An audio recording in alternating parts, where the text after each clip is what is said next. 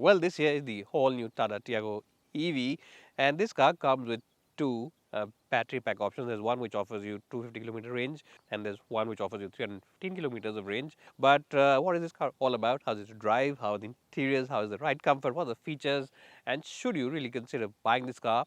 Because the starting price of this car at 8.5 lakh rupees makes it the most affordable electric car, EV car on sale in India. So is it really as good as the brochure looks and sounds, or are there some areas where it's a bit of a compromise?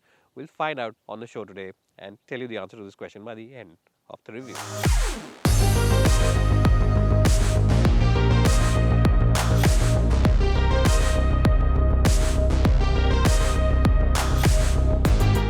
Well, so what is Budmo? Well, I'm sure by now all of you are aware that Budmo are the online expert when it comes to spare parts. And the best point is that they have the spare parts for all vehicles available in India. So even if your car is out of production now, maybe you have a last generation model, even then they have the spare part available. They have the entire catalog. And the best point is that they have the same spare part from a host of different component makers, which gives you great flexibility in the pricing overall. So check them out today. Check out the app. It's available both for iOS as well as Android devices. And also check out the website for the latest schemes as well as offers. Well, so now inside the cabin of the Tiago EV, and as you can see, it's a very nice place in terms of the overall color scheme. You of course get these leatherette seats, which look very premium and very upmarket, and they're also very comfortable. You get very good support for your low back, nice bolstering on the side, and the seat squat in general is nice, so you can easily accommodate even the largest of large people on these seats without any fuss. There's a lot of blue around this blue color because of course this is EV, and EVs have this blue color all across the globe, and lots of buttons over here. This two buttons here of course are for the regenerative braking. These ones are for the lights, the high beam. This one is to open up the fuel filler, not the fuel filler in this case, the electric charge filler, and of course lock, unlock and boot release over here, and of course AC controls at the bottom.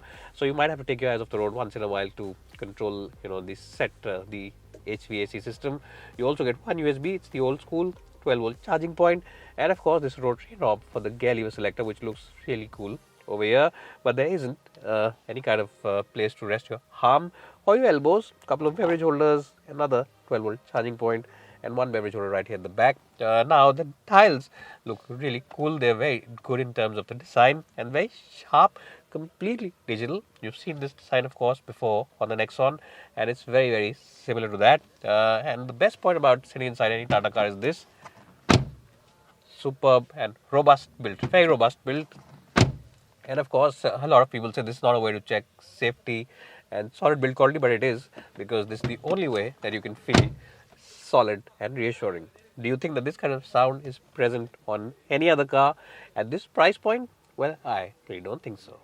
Well, so now I'm in the back seat of the Tiago EV, and just like the regular version of the car, the ICE version of the car, there's loads of space both in terms of knee room as well as headroom.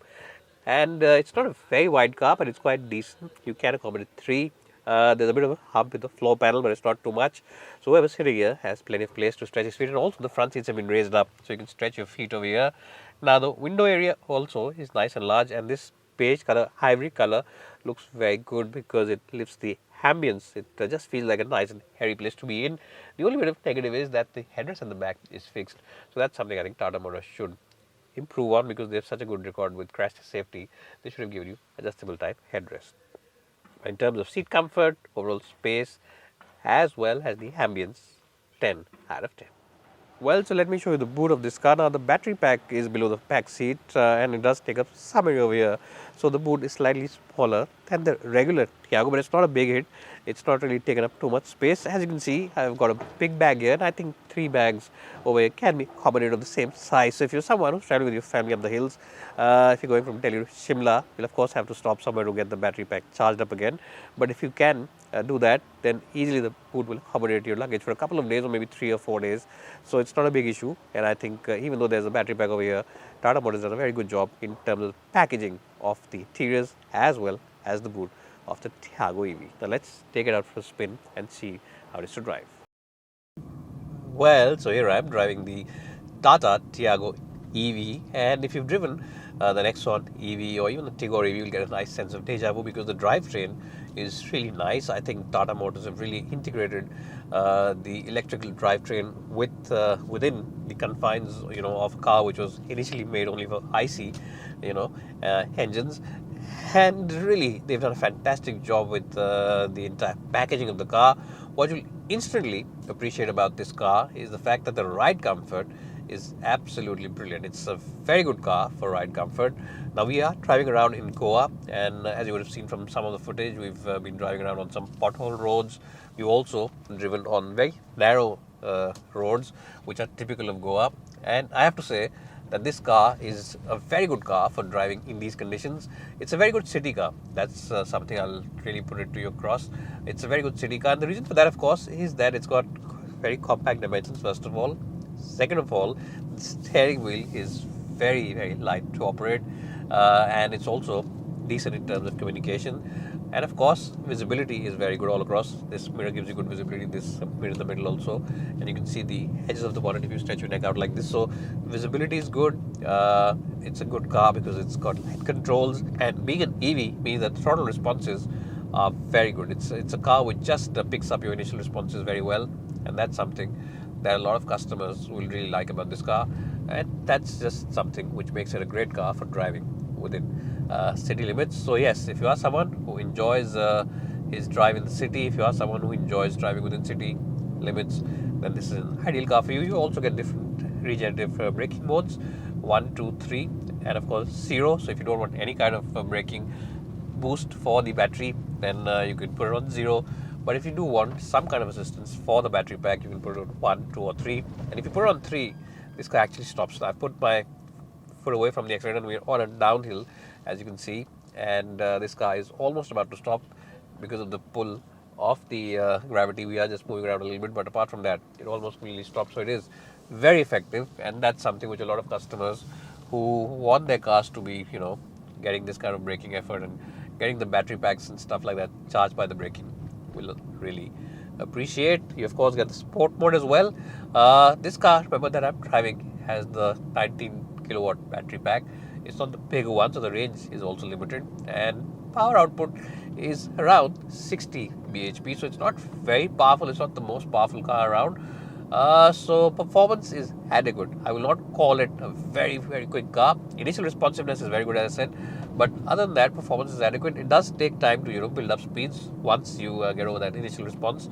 But yes, I think if you are someone who wants that fun to drive factor and stuff like that, it's better to go for the bigger battery pack and the more powerful version, so that you can have some kind of thrill when you're driving this car. Of course, the steering wheel, as I said, is quite good. The grip level from the tires is good, and of course the ride comfort is good. And when you push it into corners, I think this car holds its line very well. There's minimal body roll, so there's some fun to be had for keen drivers. Usually some people don't associate EV with fun, but I think there's some fun to get, especially if you put it in sport mode, because if you put it in sport mode, this car just, suddenly seems as if it's got 10 bhp more from somewhere, and just, picks up instantly. Power really is very good in that sport mode, so that's the one you want to be on if you want to have some fun.